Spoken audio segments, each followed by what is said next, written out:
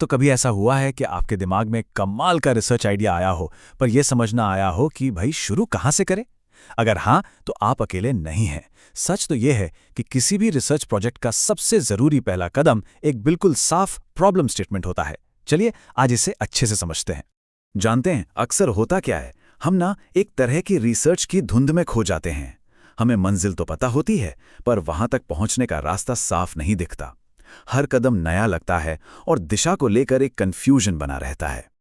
और बस यहीं पर एंट्री होती है स्टेटमेंट ऑफ द प्रॉब्लम की। इसे आप अपनी रिसर्च की यात्रा का कंपास समझ लीजिए, जो आपको हमेशा सही दिशा दिखाता है। या फिर इसे एक ब्लूप्रिंट मान लीजिए, जो आपके पूरे प्रोजेक्ट के हर कदम पर आपको गाइड करता है। तो सवाल ये है कि एक मजबूत प्रॉब्लम स्टेटमेंट में आखिर होता क्या है? वो कौन सी खास चीजें हैं जो इसे इतना जरूरी बनाती हैं? चलिए इसे और बेहतर तरीके से समझने के लिए इसके टुकड़े करके देखते हैं।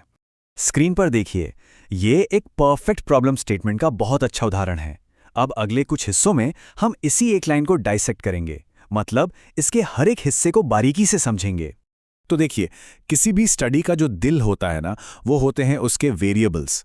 इसे ऐसे समझिए, इंडिपेंडेंट वेरिएबल वो चीज़ है जिसे रिसर्चर कंट्रोल करता है या बदलता है, जैसे कि किसी पौधे को कितना पानी देना है। और डिपेंडेंट वेरिएबल वो नतीजा है जिसे हम नापते हैं, जैसे कि पौधे की ग्रोथ कितनी हुई। हमारे उदाहरण में माइंडफुलनेस आधारित हस्तक्षेप इंडिपेंडेंट वेरिएबल है और तनाव का स्तर डिपेंडेंट वेरिएबल है।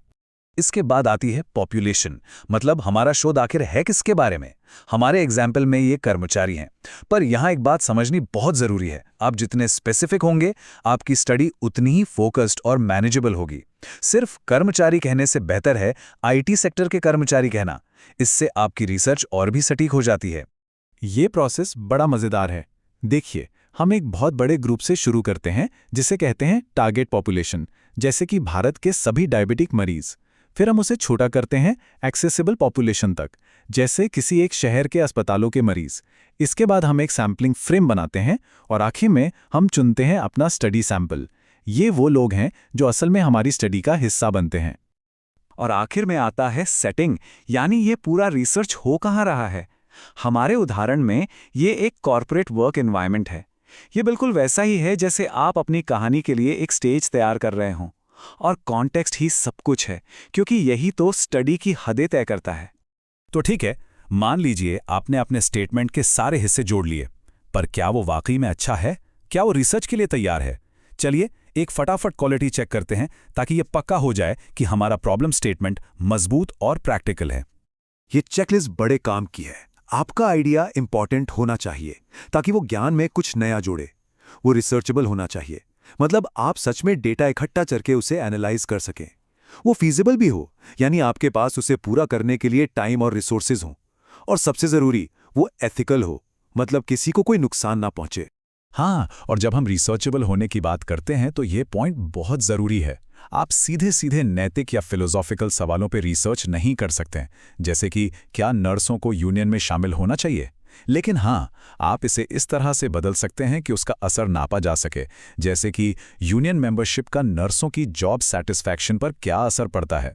ऑल राइट, तो अब हमें ये पता चल गया है कि एक अच्छे स्टेटमेंट में क्या क्या होता है। तो अब बात करते हैं कि इसे लिखना कैसे है। अपने स्टेटमेंट को पेश करने के दो मेन तरीके होते हैं। एक तरीका है डेक्लरेटिव, ये एक सीधा सादा बयान देने जैसा है। दूसरा है इंटरोगेटिव, इसमें आप एक सवाल पूछते हैं। ये पढ़ने वाले की दिलचस्पी जगाता है और एक्सप्लोरेटरी स्टडीज के लिए बहुत अच्छा होता है। तो अब तक ये तो साफ हो गया होगा कि एक प्रॉब्लम स्टेटमेंट सिर्फ एक लाइन नहीं है, ये आपके पूरे रिसर्च प्रोजेक्ट की नींव है, उसकी बुनियाद है। एक बहुत पुरानी कहावत है जो इसके महत्व को बिल्कुल सटीक तरीके से बताती है। मतलब अगर आपने इसे सही करने में टाइम लगा दिया, तो समझिए आगे की आधी मुश्किलें तो वैसे ही खत्म हो गईं। ये एक ऐसा इन्वेस्टमेंट है जिसका रिटर्न मिलना तय है। अपने प्रॉब्लम स्टेटमेंट को अपने रिसर्च के जहाज का लंगर समझिए। यही आपके स्टडी को एक जगह पर टिकाए रखता है, फोकस्ड रखता है, और ये पक्का करता है कि आप रास्ते से भटके नहीं। तो हमने एक प्रॉब्लम स्टेटमेंट के हर हिस्से को समझा, उसे मजबूत बनाने के तरीके देखे और उसे लिखने के फॉर्मेट भी जान लिए।